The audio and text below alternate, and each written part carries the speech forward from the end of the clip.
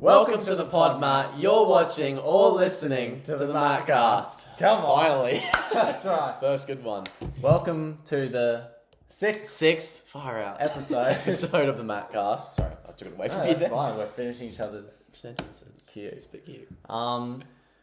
Do you have an update for anything? Do you have an update for anything? We hit 100 subs on the MaateCast. Thank you to everyone. Appreciate it. Thank you all. Yeah, any more updates? I feel like that's about it. Yeah, really nothing new. A lot of action happening for the Mats. Sorry, I thought you were... No, I genuinely have nothing. I'm going. All I right. guess that's good. We will get right into the episode then. I am noticing. Oh yes. Sorry, it's tradition that week. Something is terribly off. Something is off. It feels so wrong. Something right is now. wrong in the MaateCast today. What could it be? I'm seeing an empty chair. That's what it is, yeah. I don't even notice. Yeah. Now you know what that means. When the MaateCast is playing and there's an empty chair, that means we've got a very, very special guest. Now, Boy, do we. we don't just let anyone on the MaateCast. You know, we... We don't just randomly hit up our old friends and No, say, no, you want to no, come no, on? no. Why would we do that? No. It's not a cult. It's not a goal.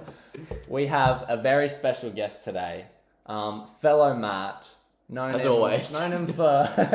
How long have we known? I have known... Well, no, sorry. I nearly said it then, thank you. Yeah. I would say, yeah, since grade 6, right? It is grade 6, Yeah. 6 or 7 years, however long that is. Yeah.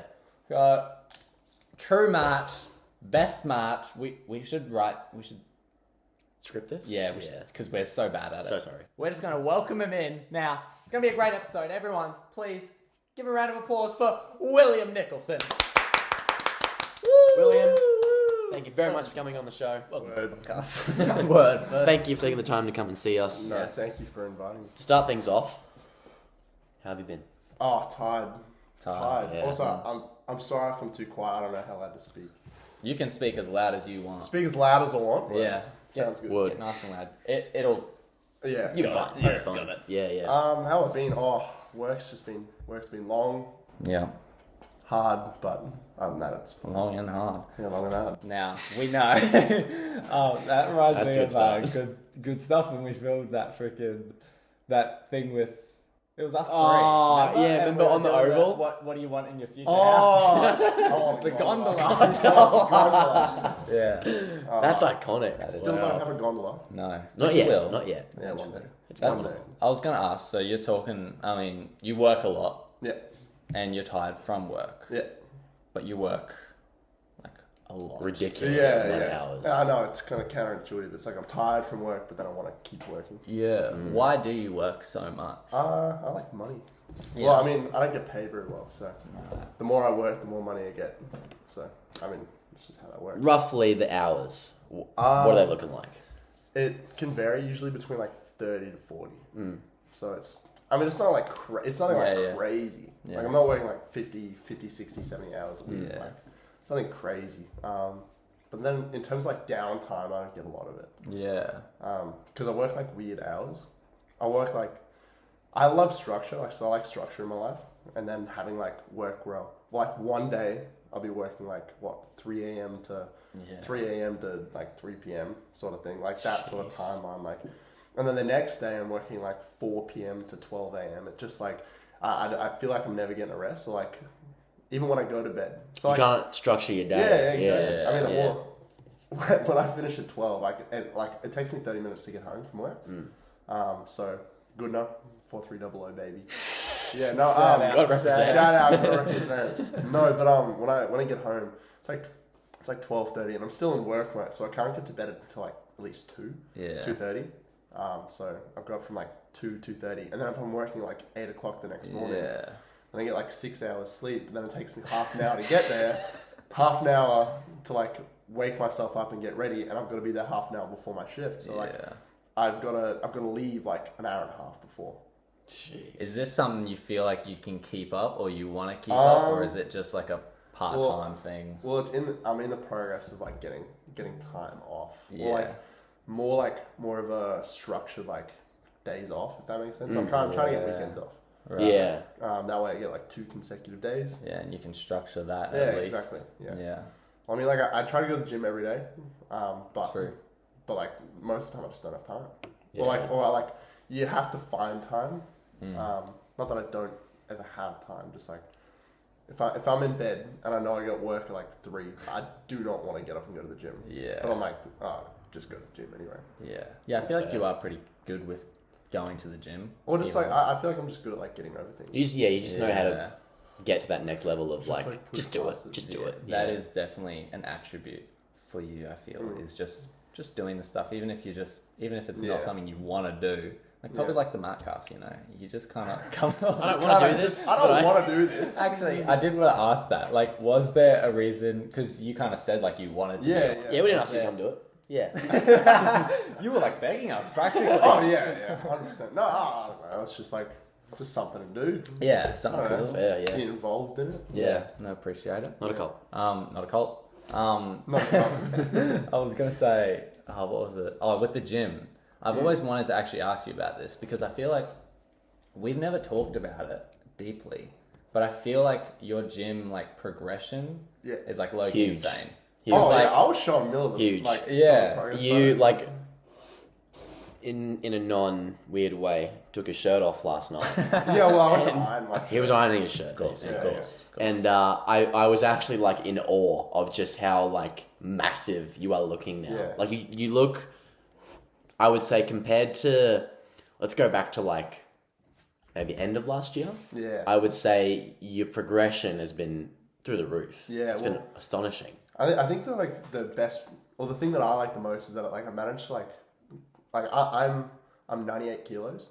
So like I've managed to I was 95 during like high school. But I was also like I wouldn't class myself as overweight, but I definitely had like a bit of tub on me. Yeah. And so like after school, since leaving school, I really like nailed down in the gym because like I don't know, yeah, I think you guys made like a short or something like that where it's like life of uni students, and it's just like it was that, You it was do that, and I nothing was like, all day. dude, that's literally me. I mean, I'm not a uni student, but like that's Yeah, literally neither. that's literally me. Yeah. Neither. Oh yeah, or like uni deferral. Yeah, that's what yeah, it was, yeah, that's what yeah. it was. Deferrals. Yeah. I we put said deferrees. Defer. Oh, well, Is that Same does that bloody work? thing. I think deferrees is the better word. Deferrals is 100% is. Yeah. Same thing, 100%. Yeah, 100%. Yeah, because I remember, or like recently, it popped up in my memories of that photo you, me, and Tim took with like we were matching at school on the Yeah. oval with the jeans and the black shirt. Yeah. And that came up last year, I think, as well. And I saw you, and I'm like, wow, was Will's had small. like a massive like I don't know. I just felt like we didn't notice it. Like, Yeah. was that over time just a big, or did you just hit it, but then like you just kept quiet about it? What grade was that photo though? Probably like 10. yeah. Because I think that's when you and At I maybe got 9, really close. Was maybe in like 9. grade Yeah. 10. Yeah. Started grade 10. I think so. And you started just like, you were saying how you've just been starting to like hit the gym a Yeah. bit more often around then. So I didn't actually have a gym membership till like grade 11. Yeah. So I just went with my dad. Yeah, And like yeah. after hours, I was going like whenever my dad was going. My dad tries to go like twice during the week, and then at least both days on the weekend. So he tries to go like 4 times a week. Nice. My dad's a unit. Yeah. Dad's Yeah. a rig, bro. Very built Dad's man. a rig. It's a big man. Yeah. But yeah, no, it's just like I think it's kind of happened over time. Like Yeah. I was kind of like, especially through grade 12. Grade 12 is when I really started hitting it, just because like Yeah. I never really enjoyed school. School wasn't really a place for me that was like comfortable, although it seemed that way for a lot of it. Like I think I held up a front through a lot of school. Like if you guys remember me during school, I probably wasn't like the person you'd expect to not like school or like the social aspect of it. Yeah. Yeah. But you but- didn't. I mean, No, I didn't like it at all. Yeah. yeah, I think everybody had their on and off days. Yeah. Yeah. Mine was just a constant off. Yeah, you just didn't like school ever. No, like there were days where like my parents would like rock paper scissors me out of bed. They're like or there'd be days where it's like my parents would come into my room. They're like, if you go to school today, then you can leave early on Friday. I was like, okay, Yeah. like sounds great. Yeah, that's fair. Sounds good to me. Yeah. Yeah, I wanted to talk about that as well. Is like we've been asking people that are in our grade or getting out of year 12, like their year 12 experience. So you, if you could go a bit more in depth, like what was it about school like not just year 12 or maybe year 12 specifically, like what was it about it that you didn't like? Yeah, well, I mean, like, I'm an international student, so I was like, I mean, in grade 6, you guys know this, but like in grade 6, I moved back overseas. Well, I moved back from overseas. Yeah. And I mean, before then, I'd moved to schools a bunch. So like, I had lost friends, I had lost connections, and so through that, I kind of became a bit of an introvert. Not necessarily like, I think the best way to describe it is I was internally an introvert, but then like externally an extrovert. So like from the outside, like my Miss Mac, if Miss Mac's watching this, She knows. Always. Yeah. if Miss Mac's watching this, she'll So good understand at this describing, exactly. But like, explaining. my social battery gets drained when I'm like with other people. Yeah. But then I don't mind being around other people, and I'm quite a chatty person when I'm with people. Yeah. But then I am like happy to sit at home alone for like days at a time. Yeah. Like I've got no problem with that. Yeah. So my schooling experience was a little bit like that, in that like when I came to school, it would just drain me because like I'm socializing with everyone and then having to go to class, and I was always kind of a bit of a rat in class. If I'm being completely honest, like I was always a chatter, I was always a joker, like but I think that just kind of covered up like all my insecurities or whatever. I wouldn't really say I had too many insecurities. It was just like because I never really cared that deeply what people thought about me. But I guess everyone, there's always that aspect of you can't not a little bit at least. yeah. So like, what you say you were covering up.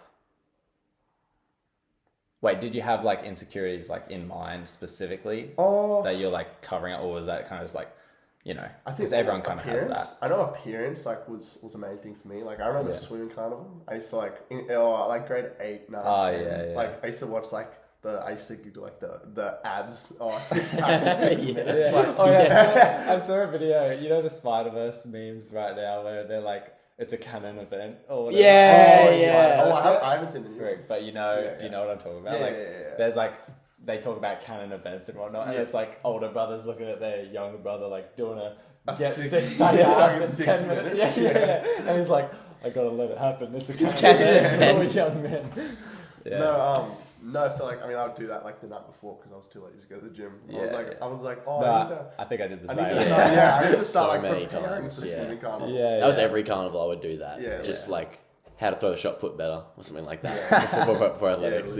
Well, I mean, I think I was a bit like you, Millar. I mean, you've made comment about the fact that you were pretty insecure about like size like and most of school up until about grade 11. Very insecure about that, but yeah. Yeah, and then you started hitting the gym, and I started hitting the gym. Yeah, very similar. I reckon that's probably my best recommendation to get through school, to be honest. Was gym? For guys, like at least, I reckon just hit the gym. I mean, if the gym's not your thing, then find something else. But I don't know, it seriously does wonders. Like, I remember through grade 12, like at the end of exam blocks, or like during exam blocks, if I was studying, which I didn't really study that much. I don't really study that much, but like if I did study for like a couple hours and I was like sick of this, I'm like, stop this! I don't want to study anymore, bro. Yeah. I'll just be like, I'll just go to the gym. Go to the gym, literally. Or like doing dance practice that used to piss me off. I thought you were about to say like, also like another thing is dance practice. Like I love doing that as well as gym. Yeah, I go to gym and then afterwards I hit the ballet floor and I love it. Just doing pirouettes and stuff like that.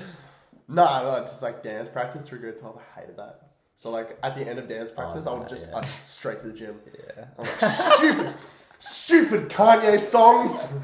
You got it playing over. I'm like, I don't want to do it. I didn't graduate. Hey, it worked out well. It worked out well. It was good. We'll take that. Best dance yet. Yeah.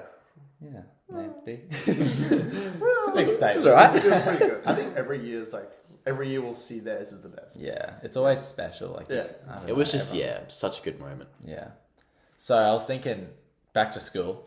Was there anything you liked about school? Like, oh yeah, of course. I mean, friends. Yeah. Teachers, Miss Matt, Mr. Proctor. Yeah. Oh, Proctor. Love you. Proctor. Oh, and captaincy with you. Oh yeah. Yeah. Oh, that reminds me. I had it earlier. Oh no. Oh, sorry. When you were when you came, I Yeah. thought it's like when you're talking about coming from overseas, Oh, which, yeah. we should talk about. Yeah. We've talked about it before, but when you came to our family group Mm. and our first meeting, like I wanted to put this on record. Oh, yeah. Our first ever meeting, first time I ever met Will, he came to family group in the morning and your sister was there. Mm. And you're not meant to have like two family members in the same family. I don't know how Yeah, we ended up getting away with that. Yeah. But your sister was like, Oh, yeah, you two, you guys are friends now, or something like that. she said like, oh, you're the same grade as like Chris. I was like, yeah. And I'm like, yeah, he's new here. He's my brother. And then he's like, yeah, she said like, okay, like you guys could be friends. And then I remember we were like, friends? And we like shook hands. We're like, friends. I don't even remember that. I don't remember that. I remember Beck being like, That's I remember so Beck good. being like, you two are like in the same grade. Yeah. So like you guys can be friends. No, I don't know. I don't know how we got away with that. Yeah, Like, I we're remember being it the same being like a group. thing Yeah. for a bit. Like Yeah, you were yeah. going to move off to another one, but then Was you it? just stayed. Like I feel like they were talking about like, Yeah. oh, how you're going to have to eventually move. Yeah. But then you just never did. Well, I think it was. I remember on my first day, I didn't know what family group I was in because in my old schools we never had form group. Yeah. I just go to your first class. Yeah. Yeah. Same as my old school as well. Yeah. So like I didn't know what form group was. I didn't know what like family group was. And then Beck was like, "Oh, if you don't know what one you're in, I'll just take you to mine." Yeah. And then I kind of just stayed there. Yeah. And then Yeah, I got that's added to the role, and then it just became my family. Yeah. I think just because you fit in like so nicely, Yeah. and like because I had Talia and Ellie. I think. Talia, Ellie, yeah. Yeah. So there were no other guys. Oh, Caleb. Yeah, Caleb was like, but like in my grade. Oh, Yeah, yeah. Which, yeah. But yeah, so that helped me a lot for sure. I remember sitting next to Caleb every day. He didn't say anything until We like would grade just 8. sit there in silence. And like whoever the teacher was back then would be like encouraging us to talk. And every time they did, I'd be like, hey, how you going? Yeah, good. How are you? Yeah, good. And then like That's it. I don't think it was until like Mr. Arnenkins took over, was it? Yeah. Once Mr. Arnenkins, Or who was before him? I can't remember. We had too many. So it went Mr. Labasham, Yeah. and then went Miss Gardner, Yeah. and then Mr. Arnenkins, and then Mr. Arnenkins and Mrs. Gardner, Yeah. and then they left Mrs. Lamb, Yeah, Mrs. Lamb. and then Mrs. Lamb left, and it was Mrs. Sorensen. Yeah. Was it Mrs. Sorensen after Mrs. Lamb? Or was there someone in between that? I honestly can't remember. Mrs. Sorensen, It's all a blur. and then Mrs. Edgeworth. Edgeworth. Mrs. I Edgeworth. don't even remember her. She was like Me neither. she was the one that kept trying to get us to play like, what was it? Oh, I don't even know. She was weird. Yeah. She was a little bit weird. Like, not lovely lady, but weird. Yeah. A few of them were. Yeah. Yeah. And then who's the last one? Miss Well, Wind. yeah. Yeah. Was that all? I feel like there's one more. I think but there was more. irrelevant. Yeah. Yeah, so that was a fun time. We had many family group teachers. That was, but yeah.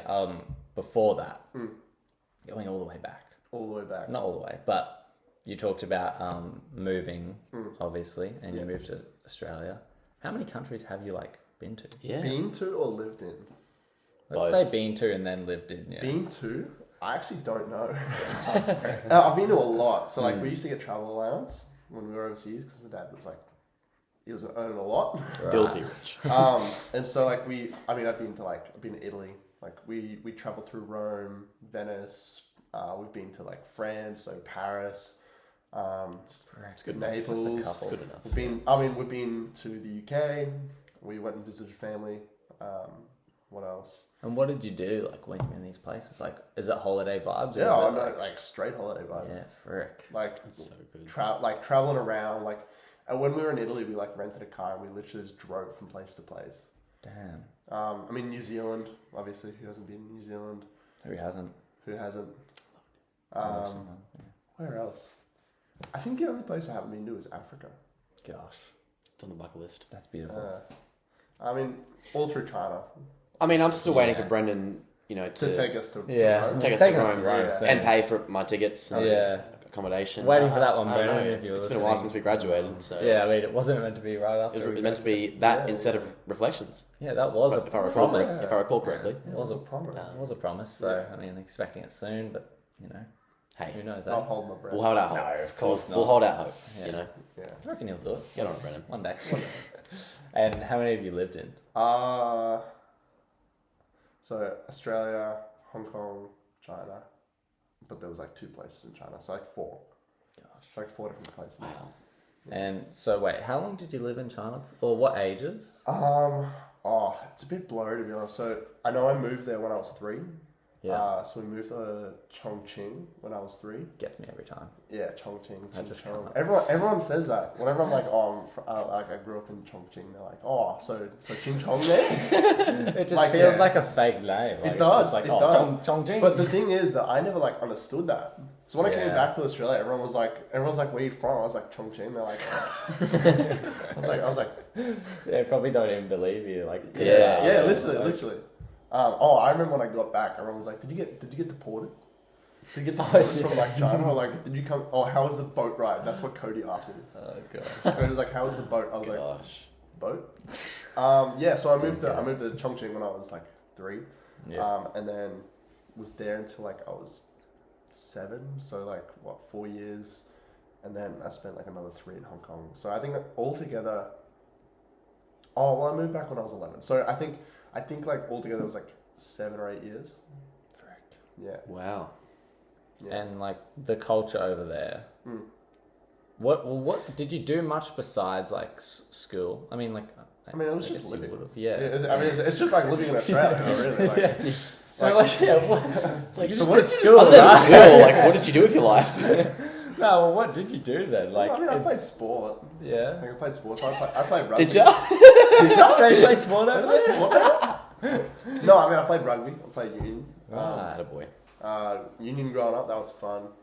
Were you like was I a big more kid? built than everyone else? Yeah. Well, I was a little Asian kid, so like that. Dude, I was a small kid. I remember when I came back, I was like small compared to everyone else. Yeah.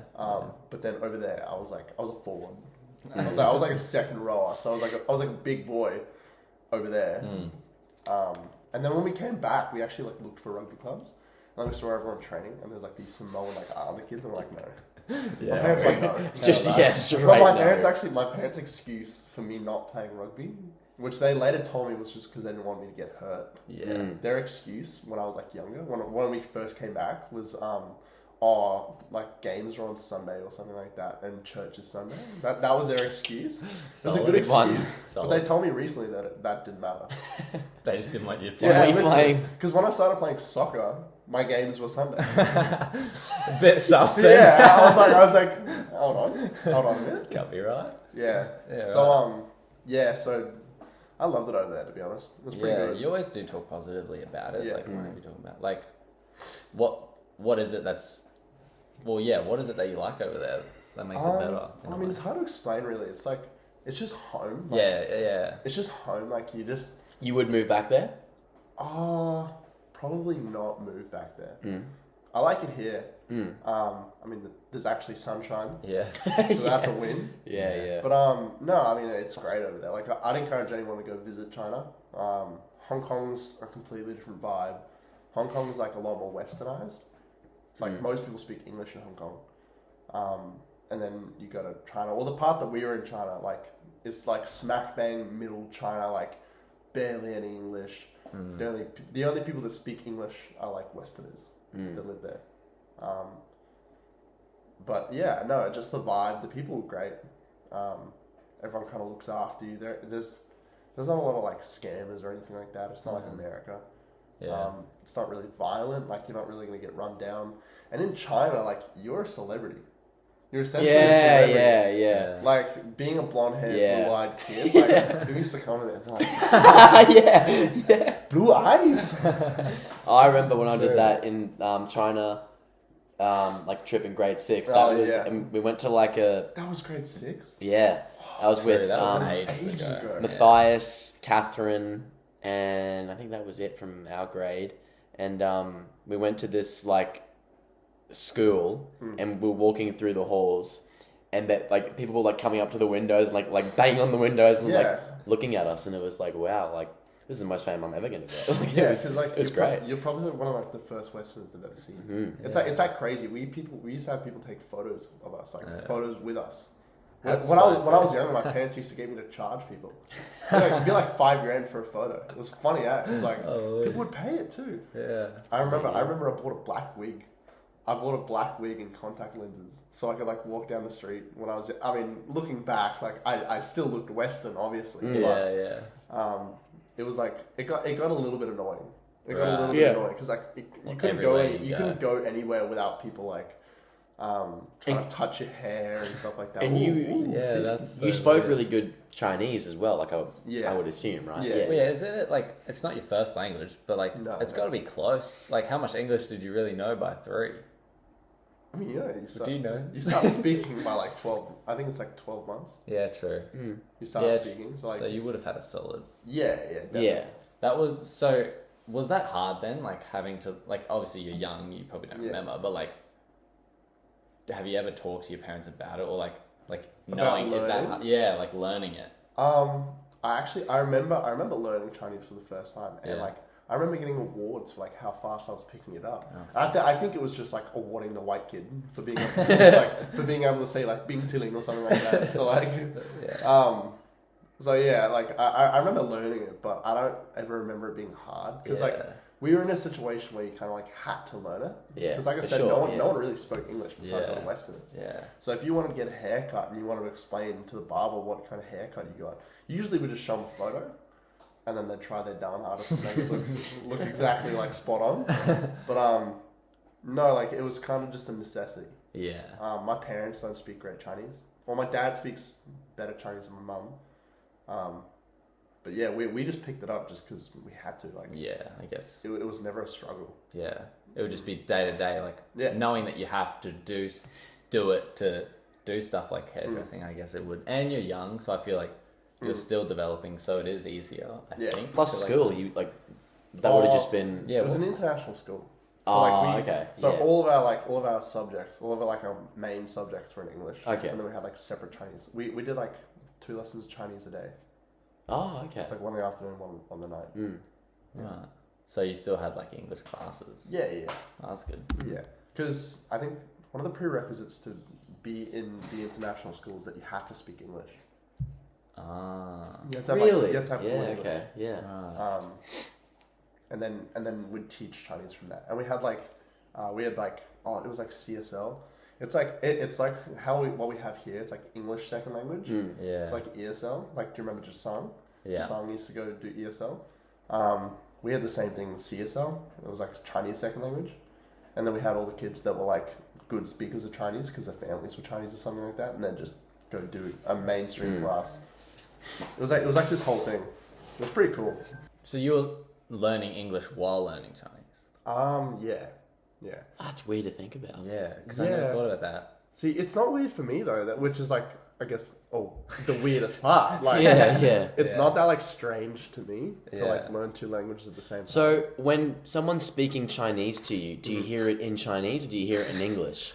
I get this question all the time. I can't like understand Everyone's it. like, everyone always has so many questions about like being like bilingual. They're like, do you just hear it in English?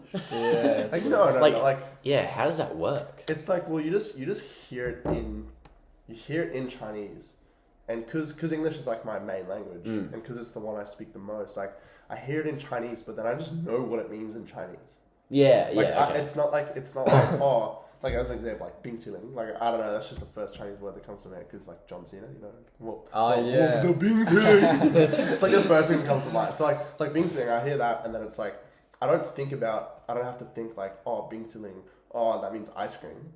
And then, and then in my mind, it forms as ice cream. I just hear it, You just and I know. just associate the word with it. Yeah. It's like, Crazy. it's like, it's like in English, right? You hear the word book, and you just immediately can associate the word book to what an actual book is. It's just like knowing English. Yeah. Just think about someone saying something to you in English. Like what I'm saying to you right now, you're not thinking, oh, is this like Yeah. Yeah, like, you're like not having to try to comprehend. words. It just happens. It's like Makes sense. Yeah. bottle is just like a bunch of letters. Like we're just saying bottle. Like, what even is that? Bottle. So like it's kind of the same for Chinese. You just hear it. Yeah. Damn, that's cool. It is, eh? Doesn't make sense though. Wish I could do that. Yeah, it doesn't make sense to me either. Yeah. No, my Chinese is definitely like lessened though. Yeah. Like it's gone down. I was doing Duolingo for a little bit, just like to try to pick it back up, and it's so easy to pick back up. Oh really? Like that's what amazes me the most. It's like in terms of psychology, like your brain gets hardwired to learn other languages, which is why I picked up coding so well. It's like I learned Python during school. I mean, we were doing Python, and then I started teaching myself like SQL, HTML, Java, C#, like all that, and I just picked it up. Like I can just like switch between it whenever I'm writing code. Yeah. And I just see that as other languages. Yeah. I feel like you are really good at like, I was gonna say English, but like I guess pretty good at English. Yeah, that's what I mean. Like, yeah. You like vocab. I don't know what the word is. Yeah. To like, What's the to cover just languages? But like I feel like you have like a really good like vocabulary. No. I don't know. In terms of like multiple languages. Yeah, I don't know. Just like the ability to. What is that word? But you can also like the fact that you knew how to do different codes as well. Yeah, well, I mean, I just learned. Like, it was but like, what's the word for that? You're just good at learning. Yeah, learning that stuff. Yeah. Linguistics. Oh, see, spot on. If there was anyone that was going to get that, it'd be Will. Yeah. That's what we're talking about. Yeah. I feel like you have a really good ability to do that. Yeah. And because I was going to say, I feel like, I thought it would be so easy to re-pick up Chinese because it was something you learned at a young age. Because like, I feel like that is like hardwired into your brain. You've got the pathways. So you just have to like kind of rekindle it a little bit. Because nowadays, like I was ordering at a restaurant the other day, in Chinese, and there were a couple things that I said that I had to think to myself, I'm like, is that right? Yeah. Is that right? Or like I'd see the waiter like. Is that because you're like saying it out of just like memory? Yeah, muscle memory. But then sometimes I like mess it up. Yeah. And in terms of like relearning Chinese, in terms of like relearning Chinese, like that's just what I'd have to do. Like I just have to like relearn or just like remind myself almost. It's not necessarily relearning; it's just reminding myself. Yeah. Freaking. And do your parents speak Chinese as well? Oh no. Oh, okay. No. Yeah. Like I said, my dad can somewhat understand some Chinese, but he's better at speaking it than understanding it. Yeah, I was thinking that. I feel like understanding it would be a lot harder. No, I'm actually a lot better at understanding Chinese than I am at speaking Chinese. I feel like that's because you grew up with it, maybe. Yeah. But if you're coming, like your parents coming from Australia too, it's going to be way harder to understand it than it is to like kind of say what. I think it's also a lot harder to learn a language like sitting down reading a book from it, as opposed to being fully immersed in that culture. Yeah. Because it's not just like the Chinese language that I picked up. It was like the whole culture of it all. Yeah. So I got pretty lucky with that. Yeah. Do you plan on going anywhere else? Like, I guess the beauty of living in multiple countries is that like I don't feel held down to one country. Do you feel like Australia's home now, or do you still feel? Oh, that's a weird question. It's a weird question to answer. Yeah. Because like, have I ever really felt like one place is home? That's more so my question. I guess I've always been like tossing and turning with that. That was probably one of the insecurities during school. Yeah. Just like not knowing where I like actually belong. Yeah. Okay, well, switching gears a little bit. Yeah. I would love to talk about like your mental health journey a little bit, going into just like for people listening as well, like. Obviously, it's cool to hear stories like that and hear tips. Well, not tips. I'm not expecting you to solve people's mental health, but no, totally. Whatever you can. But where or how do we start it? Like, I think the best way to start is to like distinguish the difference between mental health and mental illness. Because there is a difference. Like there is a difference between mental health and mental illness. Yeah. Mental health is like day to day. Everyone struggles with mental health. Yeah. Like you guys, like we were talking about before, in that like you might feel like you don't want to get out of bed. Like, I just want to go play the PS4. Like I don't want to do anything today. Yeah. And then you start feeling really run down. Like maybe go get some sun in your eyes or something like that. Like there are tricks and like things you can do to like bring yourself out of that. Yeah. I know for myself, like I can just make coffee at home But one of the things I do to get myself out of bed in the morning is just go buy a coffee. Like I'll go to my local coffee shop and buy a coffee. Right. So in terms of mental health, I think like it's important to take care of yourself. Yeah. Building routine, great way to do it. Showering every day, going to the gym. That's probably one of my biggest tips. Yeah, for sure.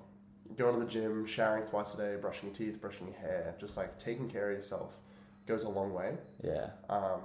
And also just like having a plan in mind, because like if you've got no plan, if you've got no plan in your life, you've got no like direction or anything like that, you can kind of just be sitting at home twiddling your thumbs, like and then you feel like you're not doing anything in your life. So in terms of mental illness, I'll go into it, but I don't want to go too far into it. Yeah.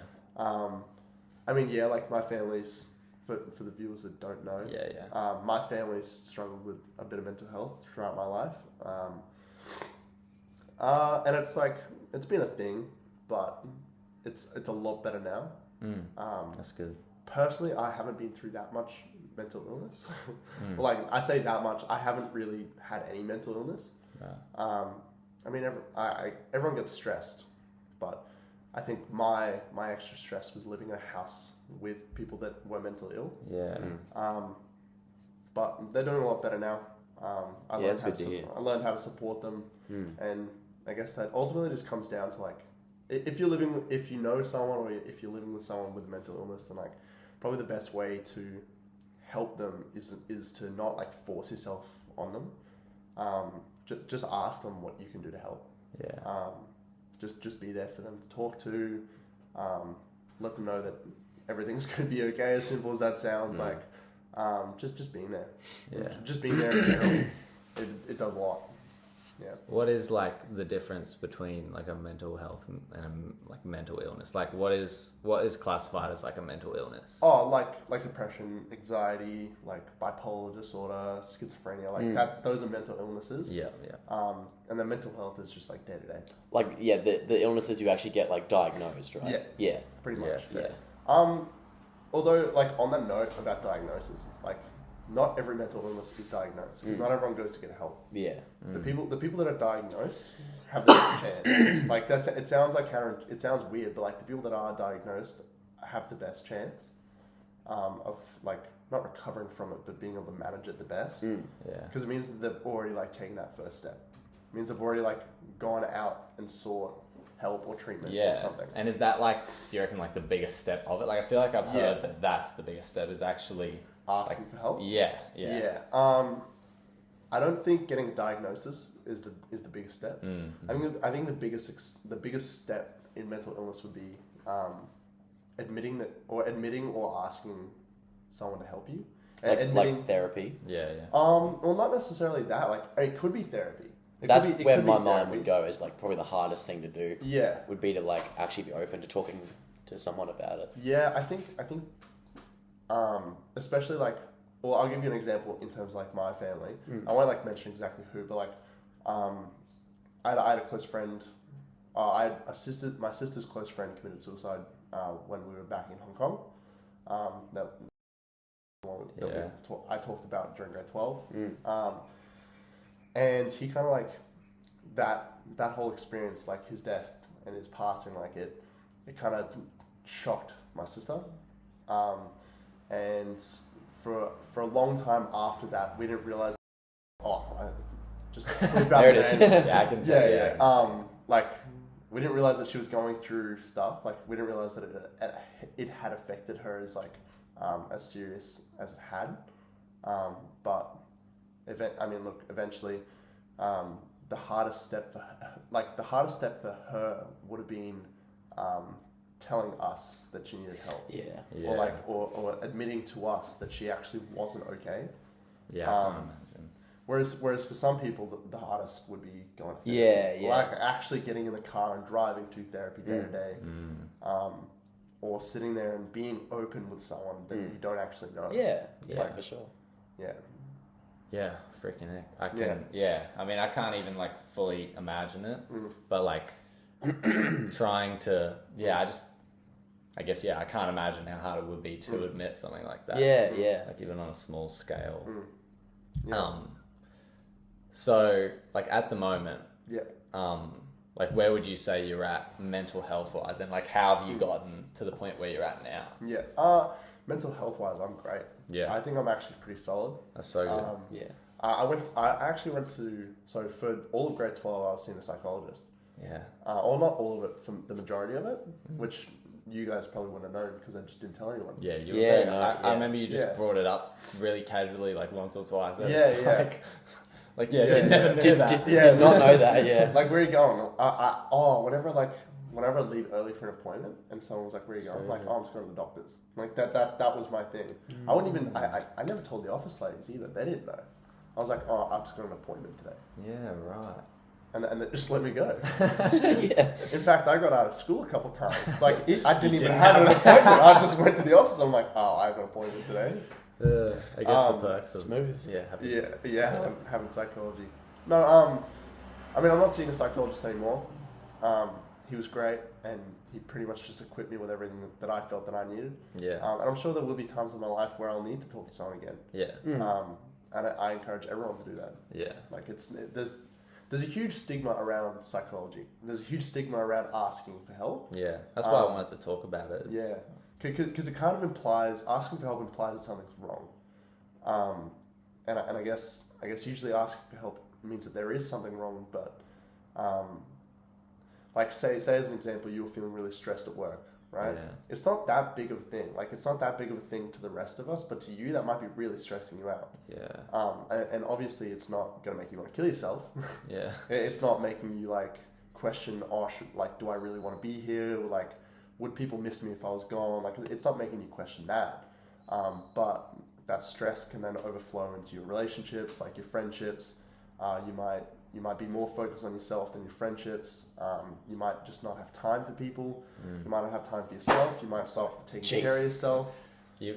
Stop going to the gym. Like, it's like this whole steamroll process just from the stress of your work. Yeah. So being able to talk to someone about that, and then them give you tips and like tricks to help you with that is great. Like, grade 12 for me was stressful, just because of school, friendships. I was gonna say, like, your work giving you trouble could have been like school just draining you. Exactly. Yeah. So and my psychologist Willem was great. Like, it was stuff like, he would teach me stuff like grounding exercises. Like, if I'm feeling overstressed and like just like close your eyes, feel your surroundings, like listen for things in the distance, like feel the grip of the table beneath you, stuff like that like makes you feel one again. If that makes sense. It pulls you back together. Yeah. Yeah, it's interesting. And so it's just tips and stuff that you would learn, stuff that I think everyone should know.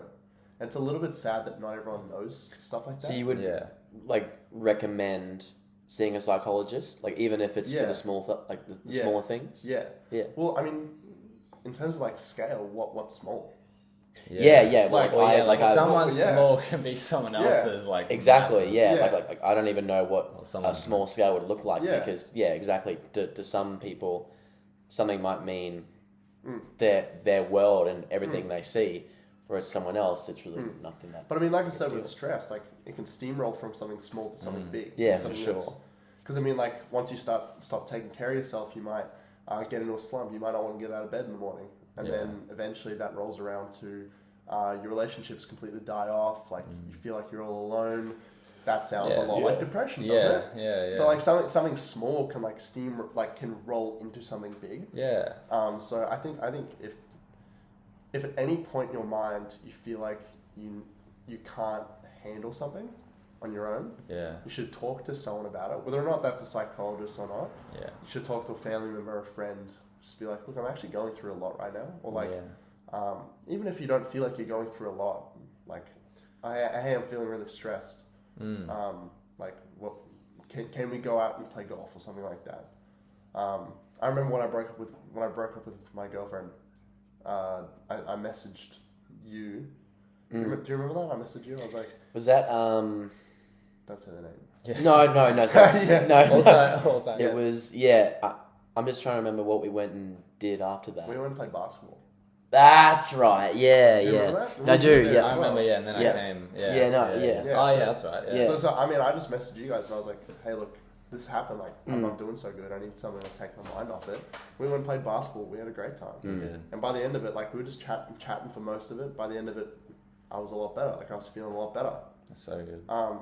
So just stuff like that. Like, psychology is a tool. Like, it's something that's there for a reason. It doesn't just have to be for people with depression. It can be for anything. Yeah. Like, I feel like it should be more normalized to just, like, something, like, totally. knowledge that's taught in, like, schools and stuff, you know? Like, it's just something you should know. That, because everyone goes through times where they're going to need it, I feel, like, whether it's now or later or whatever. Like, I feel like it is important. And it's, like, I've heard it talked about as in, like, it's a muscle, like, you know, your brain and whatnot. And I feel like how you were explaining it is, like, such a muscle thing. Like, if you don't check up on your mental health, the small thing... Like going to the gym, if you don't go to the gym, you're going to get like weaker. If you don't check up on your mental health, it's going to get bigger, you know, in like a bad way. Yeah. So I feel like, and I love what you said about, you don't have to need, or it's not that you need help. Wait, what was it? It was, not that you might not need help, but like, I can't remember. Yeah, it was really good though. Pre-workout, just like clouding my mind. No, but what you said about that, like it's not that you need it. It's just like a good thing to have. I forgot exactly what you said, but that was really good. So appreciate that. That's why we always close the door. Oh, I thought that was like your phone or something. Yeah, same. Yeah. I was like, what is that? Oh, it's just a video. Swag. Yeah. Do you have anything? I have one more thing. I feel like I need to ask more questions. I guess, like, because last year you talked a lot about your mental health and, like, all the stuff you've been through. And did you... Yeah, actually, that was one thing I wanted to ask. When you were going through all of this, did you feel like the psychologist that you were seeing... Like, was that kind of the only person you would talk to about it? Like, did you feel like you couldn't talk to us about it, or you didn't want to talk to us about it? Like, was there that... like during school, did you find that stigma was present, that you didn't really want to reach out or feel like you couldn't reach out? Yeah, totally. So, like, I mean, you guys probably didn't even know. Like, no, like, literally. It started in grade 10. Is that Mikey? No, that ain't Mikey. Nope. It started in grade 10. So, like, that's when it got bad. Not me personally, just like in my family. That's when it got bad. Well, we got like really close, like at the start of grade 10. But I didn't know basically anything about what was going on. I kind of kept to myself. I mean, I think I was my own worst enemy. In that, like, I mean, obviously there's the stigma around it, but I had my own stigma about it. Well, I mean, it was partially about like, I don't want to embarrass my family. Like, that was a little bit of it. Yeah, for sure. It was also just like, people don't need to know. Like, people don't need to know what I'm going through. Like, what are they going to do? Just, I'm so sorry. Yeah. And like, putting myself in your shoes, I can see how it'd feel like you telling them, like, I'm burdening them. Like, it feels like you're like putting all this crap on them. Whereas, did you just... Sorry. I was going to say, whereas it's actually not. But you just... you go. I was just going to say, did you feel like... it was just something that... Did you feel like you should have been carrying it and you didn't want to just, like, put it on it? Like, you felt like, I'm going to deal with this myself and not, like... I think a lot of it was that. It was also just... Because it was never me specifically having the issues in my family. Like, all of my issues and all of my, like... All of my troubles stemmed from, like... It was like the radiation of that from my family. Because it was never me. It was never me that had the mental illness. It was you just had to... I just had to cope with it. I had to cope with, like, the outbursts, and I had to cope with all the crap that went on, right?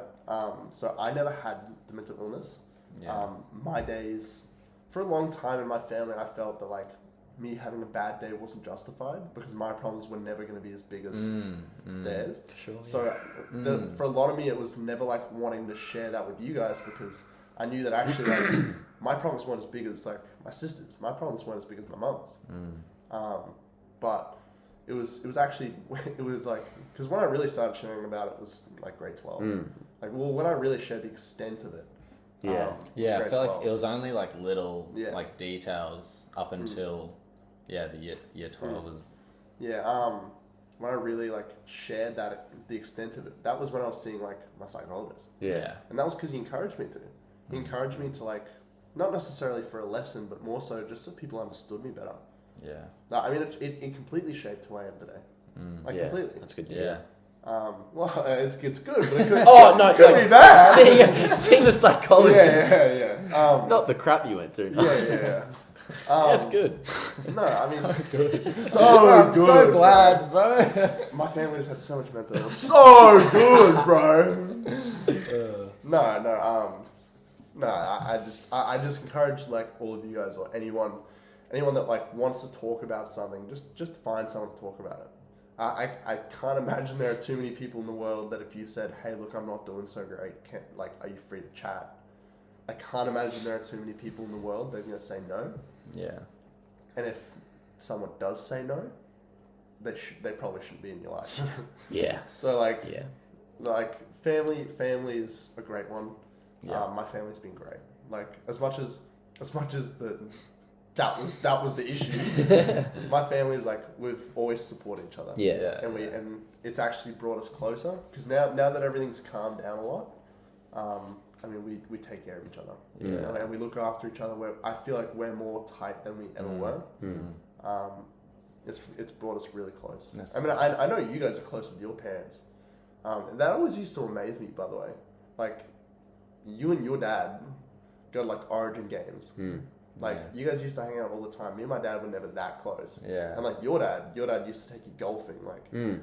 Or like for Christmas, you get a bloody flat screen TV or PS5.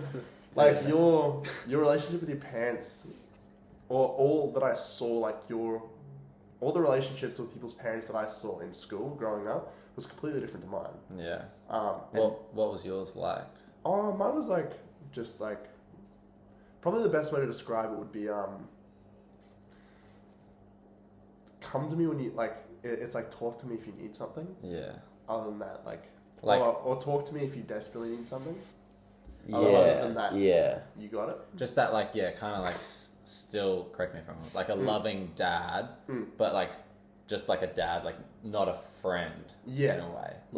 That's probably the best. Platonic? Is that the word? No, it's not. Damn, Platonic is like like I'm hanging out with a girl, but it's completely platonic. Nothing sexual going on here. So I sure hope my relationship with my father would be platonic. Hey, so you're not wrong, really. I'll take it. Freaking damn it. Wait, does that mean your relationship with your dad wasn't? Mills? Daddy? Do you have something to share? Mental illnesses, guys. I do feel like that's a very common trait. Another like father-son thing is a lot of fathers and sons. I feel like have that relationship. Like it is just that purely kind of just dad. Here when you need. I love you, but like not much more than that. I feel like I don't know. It's just I just feel like that's a common thing. I do feel like that naturally happens a lot, and it's hard to keep that bond. Like, you do have to work hard for it. Like any relationship. Yeah, literally. I mean, me and my dad are close now. Gotten better or like gotten a lot better. I mean, like I said, as a family, like, we're tighter than ever. Like I love my whole family. Like I could tell my sisters anything. They could tell me anything. I could almost tell my parents anything. That's good. I mean, there's obviously still privacy involved, but... Yeah. For sure. So good. Yeah. Last thing I want to... Or before I just go into the last thing. The similar stigma of what we're talking about, of like, I feel like some people feel like they can't, or they shouldn't reach out to people because they think it's small, like similar to what we've been talking about, but like not a different perspective, but how I'm thinking of it is like, people in Africa, like people will be like, oh, they're going through so much, like I say Africa, going through so much worse. Yeah, just like people in poverty and whatnot. Yeah. You'd be like, oh, they're going through so much worse. Like, what I have is not a big deal. Yeah, I can get through it. But then it will bottle, like it Yeah. eventually does bottle over and whatnot. So, just calling for help. So someone gave me an example the other day. Well, not the other day, like a couple of years ago. Just the other day. Yeah. It's like a gas. It's like a gas like cylinder. Yeah. And then the top is like the top fluctuates. So you can open the top for a second and some stuff comes out. But if you keep the lid on the whole time, then eventually the pressure's going to keep building up and explode, right? Eventually it has to go somewhere, so eventually it's going to explode. Yeah. For me, I felt that the pressure was building up, and it started to hurt because it felt like it was about to explode. And then I started seeing psychology, and every time I went, it just felt like it was going up. Every time I talked to Miss Mac, told her what was going on, it felt like it was letting off the gas, like. And then it was really like. There was a moment where like I just sat with my family, and we just like let all of our emotions out. We just told each other like how we were feeling, like let everything out. And for me, that was complete, like literally that it felt like I was bloody ripping the top off that bottle. Yeah, that's crazy. Everything came out. So obviously, like day to day, the pressure will keep building. Yeah. And like, oh crap, I just worked a 12-hour shift. That's a little bit in there. Like, I haven't talked to my friends. I haven't talked to my friends in a week. Pressure's building up. It just day to day life. It builds up. So you just need to just let it off a Yeah. little bit. I mean that explosion of the bottle. Yeah. That's a good way to put it. That can like it can take its form in whatever way. Like it could be that explosion could be the start of mental illness, or that explosion could be yelling or destroying your friendships, or it could be yelling at your parents for no reason. Like that explosion could be literally anything. Usually when people get angry, they either hurt themselves or hurt someone else. Whether or not that's bottling it up, that hurts yourself. Some people physically hurt themselves. Some people hurt each other, like hurt other people, punching them, yelling at them, emotionally hurt them. It's just one or the other. There's kind of no in between. So learning how to manage your emotions is a vital. It's honestly like I would say it's one of the most important things that everyone needs to learn. I think for me, the best way that I learned that was through psychology. And hopefully not everyone gets to the point where they need that. But I guess the message that I'm kind of just trying to quickly share is that like, if at any point you think that you might need to talk to someone that's more than just a friend, don't let the stigma of that. Don't let the stigma of therapy itself ruin that for you, because it doesn't. When I told you guys that I was seeing a psychologist, your first thought wasn't, "Oh, he's crazy." It was, "Oh, okay." I was just So shocked. I was shocked because we had no clue. No clue.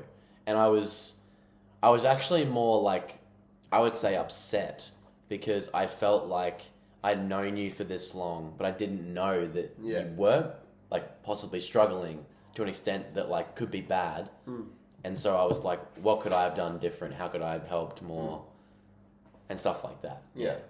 Well, for me, a lot of it was that normality of life.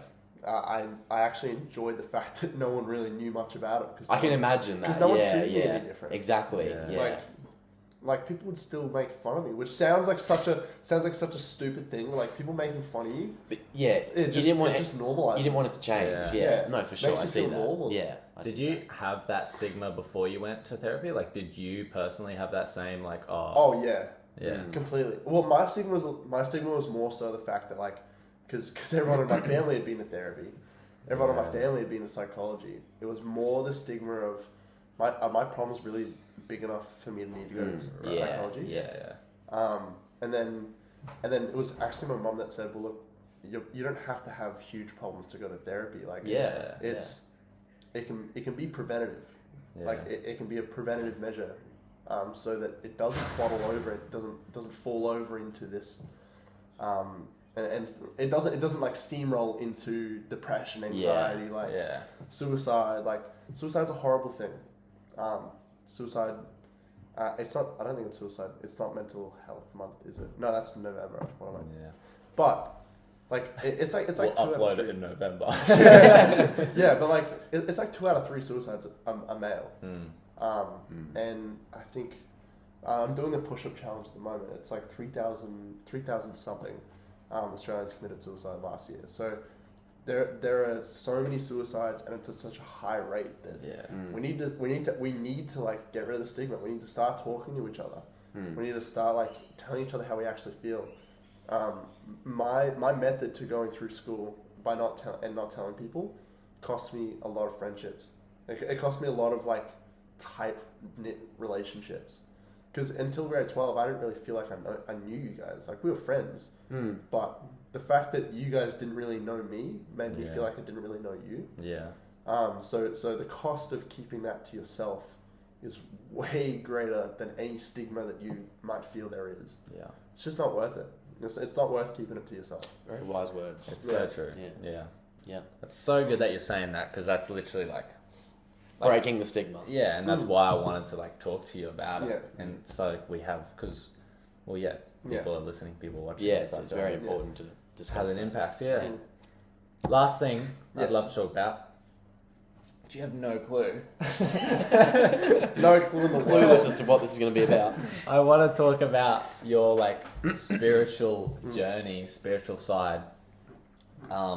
Starting from, I don't know when we can. Well, I'll bring up things, but like all the way to now, like where you've kind of been and how you've got to where you are now spiritually. Yeah.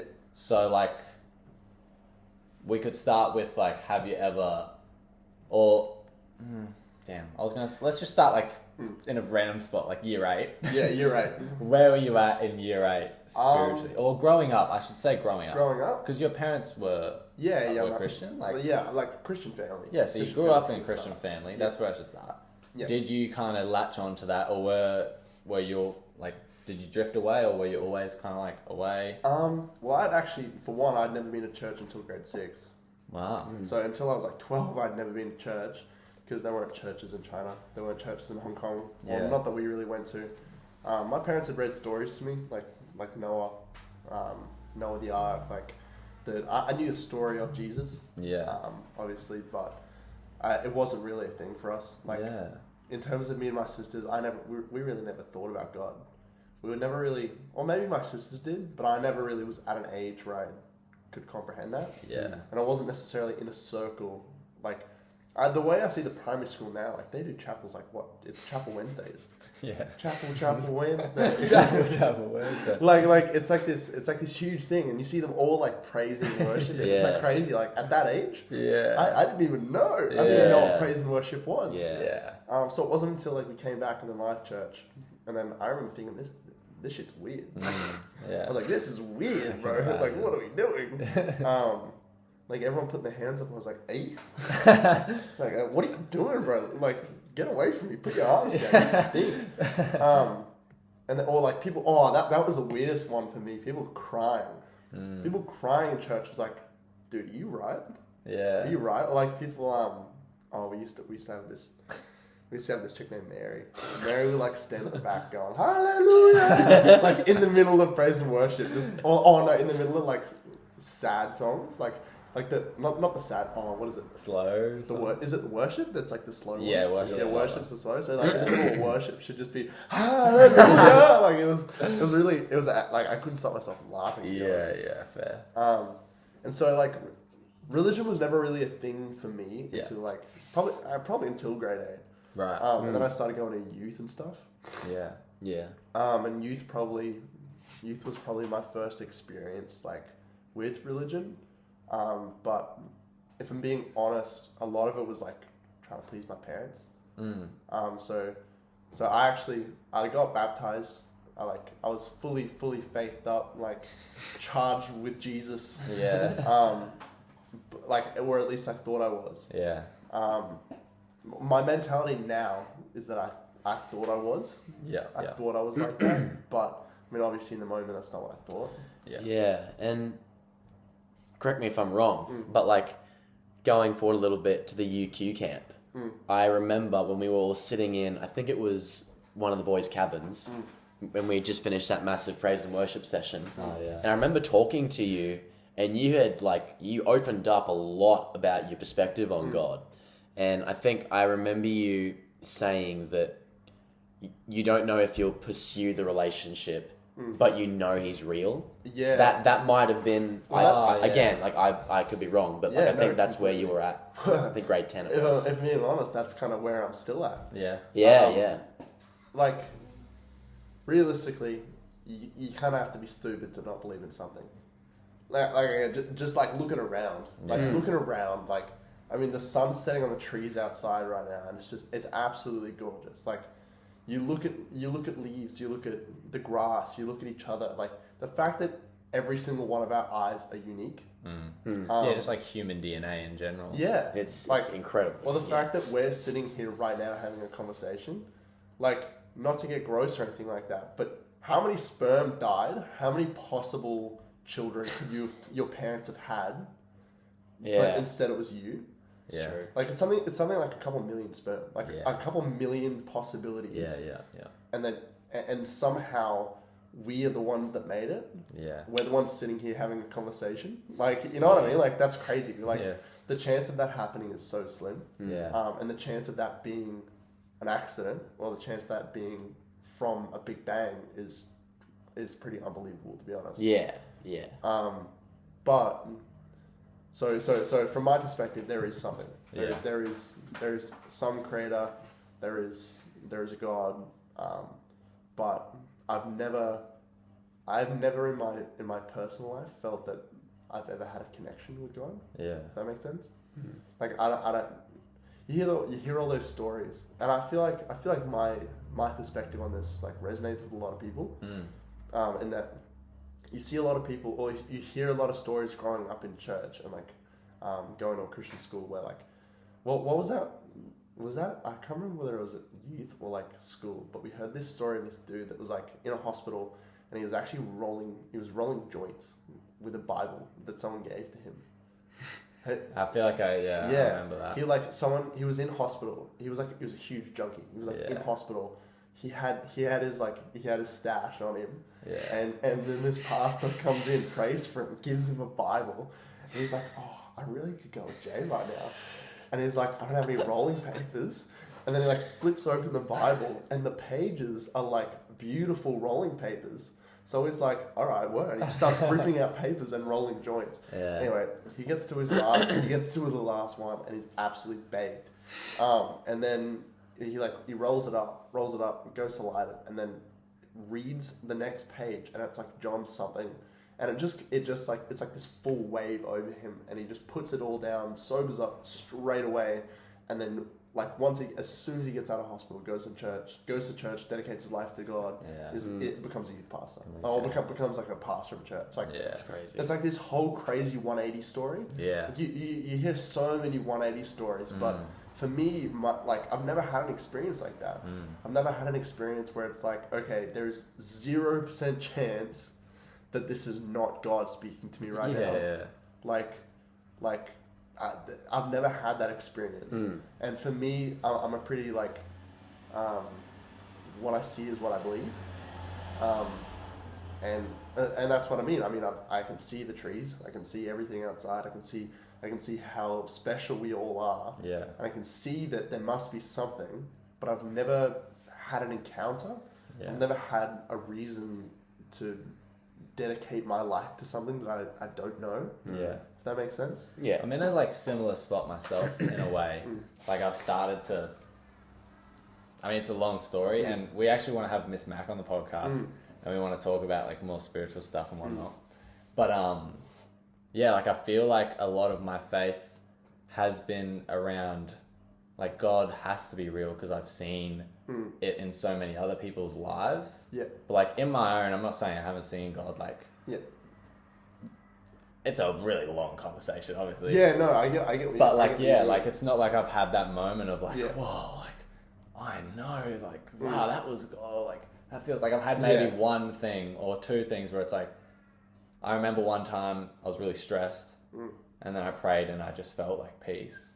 I remember that, but, like, so that's something I've, like, held on to for a long time, but then it's like, you know, you can question that still. Yeah. And it's like, so, yeah, that's, I see where you're coming from. Do you but are you still open to like? Oh yeah, I mean like completely. You're In just terms open of being to open to it. a lot of things. Yeah, and like like- a lot of. If I had an encounter driving home today, if like out of nowhere I just see Jesus on the road, like fully robed up, and I drive straight through him, I'm gonna be like, yeah, word. That's it. That's game. That's done. Like that's Game. it. That's on cool. jar, bro. Like that's done. Like okay, man. Yeah. But so I'm like I'm open to it. If that makes sense. Yeah. I'm open to. Like my parents will ask me to go to church. Some days I'll say yes, some days I'll say no. Yeah. Just because some days I don't feel like it, some days I do. Which, by the way, was actually interesting. I had a chat with my parents about it, and they even made comment. They're like, some days I just don't want to go to church, which was like amazing to me because like in my mind, everyone that goes to church is like pumped up for church. It's like, And then they walk Jesus, they walk into church. And yeah, you know what I mean? Like, yeah. like because when you walk in, everyone at church is so happy. Yeah. But like whether or not that's a facade or not, like Yeah.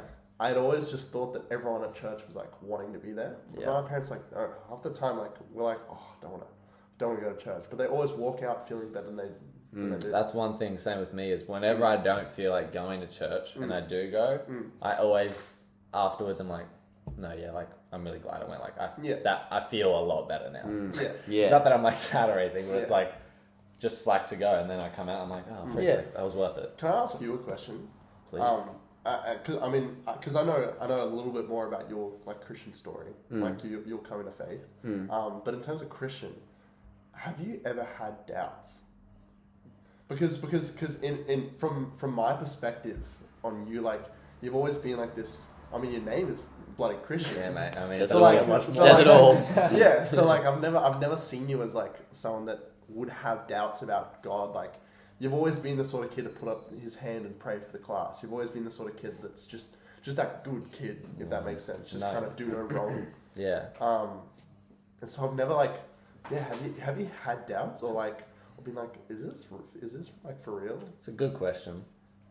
Short answer, yes. Like, especially just getting older, you know, like you just think about it more. And so, yes, I've had plenty of times, like throughout school, like 10 to 12.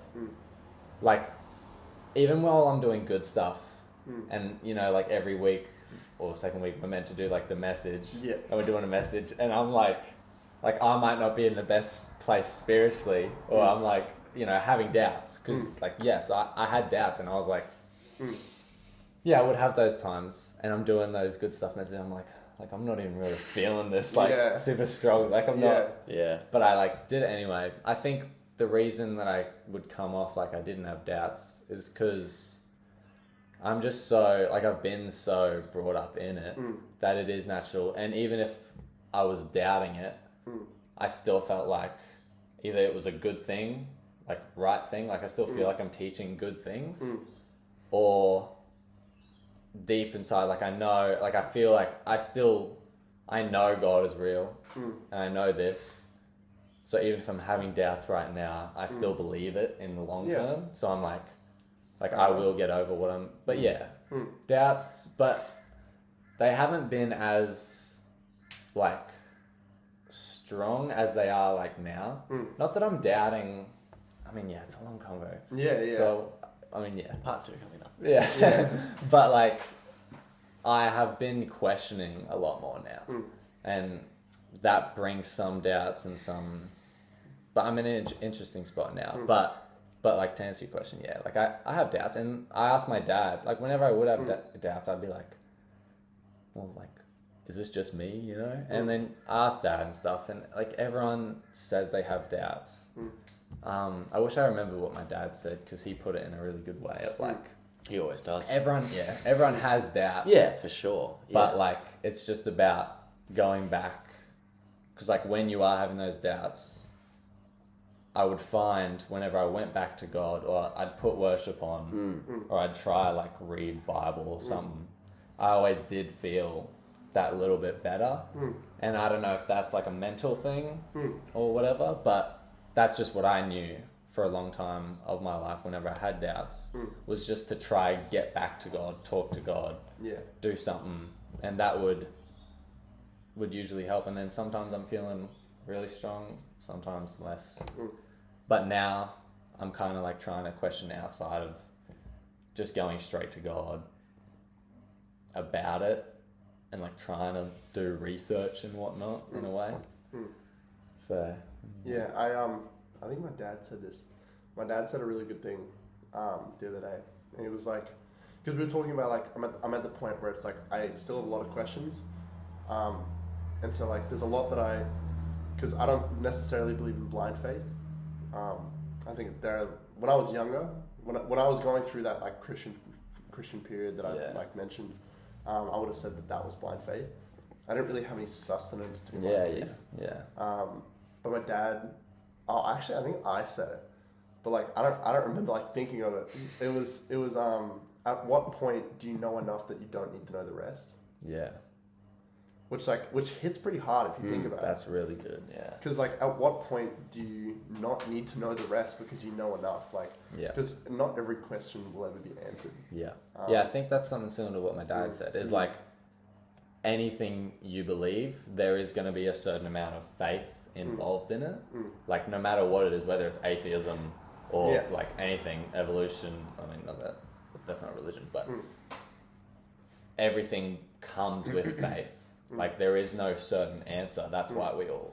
So it's like, you just have... That's where the step of faith in Christianity specifically comes in, where it's like, yes, you have these doubts, but I think that's where I was at. But like, deep down, I still like knew. So I'm like, I have these doubts, but I'm putting my leg out in faith, because I do believe that is real. Even if I'm having these doubts, I do believe like, what I'm believing is right. Yeah. I think that would answer the question pretty simply for me about like where I'm at in my faith. It would be more so like, I'm not at a point where I'm ready to take the step of faith, if that makes sense. Yeah. I'm at the point of belief, not the point of faith. Yeah, I feel that. Yeah. What about you, Mills? Well, I won't go on for too long, but I just grade 10. I had my moment when we were on the top of the hill and on the camp, and I like literally can't even describe what I was shown, but I was shown that can't even describe it. But I was But I just knew in that moment that what I was seeing was not of chance. It was not by some just pure like blind luck that we're here and this is happening. I was like, that there's a genuine reason that I'm here, and like I have a purpose here, and I'm gonna pursue that. And to me, it was God saying like, I am here, like I am actually real. And so, obviously when I started, like, because that night I kind of just devoted my life to it. I was like, like I'm going to pursue this. I'm going to actively try and pray and get into a church and stuff. And just doubts in general, of course. Like I've had so many doubts along the way, and so many obstacles that I've had to overcome, especially with my family not being Christian and being, I would say, strong advocates against it even. But like, not to the point where they're like grilling me not to be. Like they won't believe it one bit, but they still respect me and love me for the fact that I do believe it. Which I'll love you for you. Which I'll always love them for. But it's that acceptance. It's like, yes, I'm, you love me for that, but like I'm not gonna be the same. Like you will look at me differently. And that's been a doubt, I guess, is like, oh well, if I can't be accepted by my own family, then how am I gonna, like, how do I live with that, And like you got to be strong in your belief to be like, I'm going to go against my whole family. Exactly. And believe this. And that's been a bit of a struggle. And there's been just the overall doubt of like, because as humans, what we can't see, smell, touch is like you would believe okay, but then it's not real, which is God. Like, we can't see him. We don't, yeah. So it's like, it's very hard to believe in something that you don't see. And I guess that's just, I think, a struggle that we all have and doubts that we all have. But I would say right now, though, my faith has been really strong. Just personally, like, I'm struggling with the church scene. I just, to get myself into a church, to believe that it's not a facade and it's not fake. The same thought. It's not fake. That's like just something that I really struggle with. But personally, and like, I guess, what's the word? Like, I very intentionally seek out like a personal relationship with him. Like, I pray like by myself, and like I talk to him and I speak to him in my own time, because I feel like that's when I'm like in like the prime, I guess, like Christian belief and faith and stuff like that. So do you guys reckon you need a church, or do you reckon you can have like an independent faith or an independent relationship with God? There you go. I like to believe that you don't need church, but I know that with the church there just comes so many benefits, and there's so much to a church that God has instilled for us to do in a church, if that makes sense. Like, to be in a church is to be pursuing God and spreading his word, and so it's like, it's kind of like you do need a church, but I would like to think that doesn't make you a Christian. Like, what makes you a Christian is you actively seeking out. Like, you are the church as well. Exactly. Yeah. Yeah, I'd say similar to that. I don't think you need a church to have a relationship and to no, I don't think you do. But I think there's too much stuff in the Bible that talks about how good the church is. Yeah, the church and the community is, and like how we should be contributing to it, to like be like, oh, like I'm Christian, but I hate church, or I'm not going to church, you know, like. And it can be hard because some churches are whack, you know, or they're just not for everyone. We just don't get along with the people. Yeah. Because we're all human. Yeah. Like, there are people that all Christians don't like. Yeah. Like, just because you're Christian doesn't mean you can't have beef with someone. Yeah. So, like, you might just not like a group of people at your church. Yeah. And that's why it's good to just try a bunch of different churches. Yeah. Because I feel like it is worth it once you find one that you can like. Yeah. Yeah. Fair enough. I reckon that's it. I reckon that is it. Should we wrap that up? That was very good. Amazing. Very good. Thank you so much for joining. All good. Absolute pleasure having you on. I think what you've talked about is so valuable, and I'm really keen for people to listen to it. Yeah, absolutely. Just gonna give a kiss. Front and center. Yes. Frank makes his first official appearance. First official. He's been in the background. I'm surprised no one else has grabbed it. Yeah, you're right. Start stroking him. We're matching. If you're listening and not watching the video, Will is currently there is a duck in Will's hand. Yeah, a duck. All right. Well, thank you guys so much for watching or listening the episode 6 of the MaateCast. We hope you enjoyed. We love yous. We will see you next week for podcast number 7, and that'll be a good one, of course. Yeah, always. I guess that's all we got. Peace out, Matt for life.